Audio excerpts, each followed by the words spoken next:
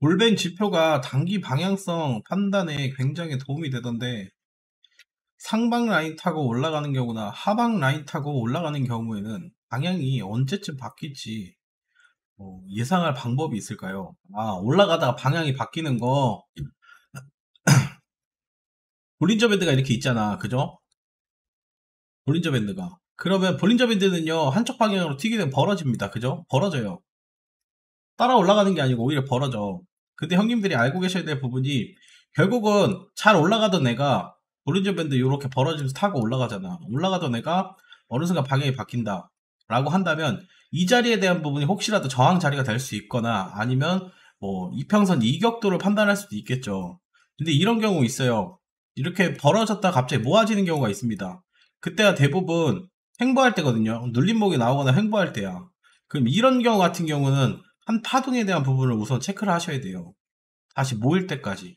그러면 기본적으로 여기서 형님들이 체크할 부분은 21선이 중심선이 있잖아요. 그죠? 이 21선을 잘 파악을 잘 하셔야 돼요. 이 힘에 대한 부분에 대해서. 그리고 올라갔던 이 힘, 크기가 어떻게 되는가. 어찌됐든 볼린저 밴드 가지고 무조건 방향성이 바뀔 수 있다. 다시 뭐 상방에서 하방으로 바뀐다. 이거는 알아낼 수는 없습니다. 이게 뭔 얘기냐면 볼린저 밴드 얘기뿐만 아니라 그냥 그거예요. 여기가 고점인가요? 여기가 저점일 수 있나요? 이거랑 똑같은 질문이라고 보시면 돼요. 그건 알 수는 없거든요. 결국은 형님들이 판단할 수 있는 건 그거야. 볼린저 밴드뿐만 아니라 캔들이라는 거는요. 결국은 힘을 보시는 게 제일 좋아요. 힘. 우리가 캔들을 왜 볼까요? 왜 차트 분석을 왜 할까? 차트 분석은요, 단순히 힘을 보기 위해서 본다라고 보시는 게 맞아요. 방향성과 힘. 누가 더 매수를 많이 하는가? 누가 더 매도를 많이 하는가? 이 힘을 보는 거야. 거기 안에서 우리가 따라가는 거고.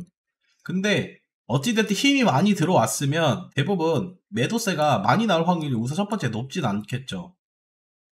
그죠? 근데 어설프게 이만큼 올라간 거 하고 힘을 따지면 누가 더 힘이 강한가요?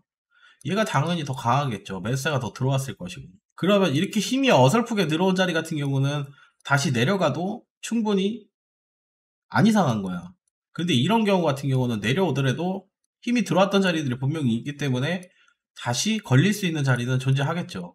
그런 것처럼 거기에 맞게 대응하는 거예요. 힘이 얼마나 들어왔는가 들어오지 않았는가를 보고 혹은 볼린저 밴드도 벌어졌을 때 대부분 21선 타고 내려 올라가는데 볼린저 밴드 같은 경우는 21선 깼을 때 대부분 하단선에 박으면 반등 나오는 경우가 많아요. 하단선에서 붙을 때 이런 경우가 많으니까 이런 용도로는 사용하시는 거는 괜찮을 수 있습니다.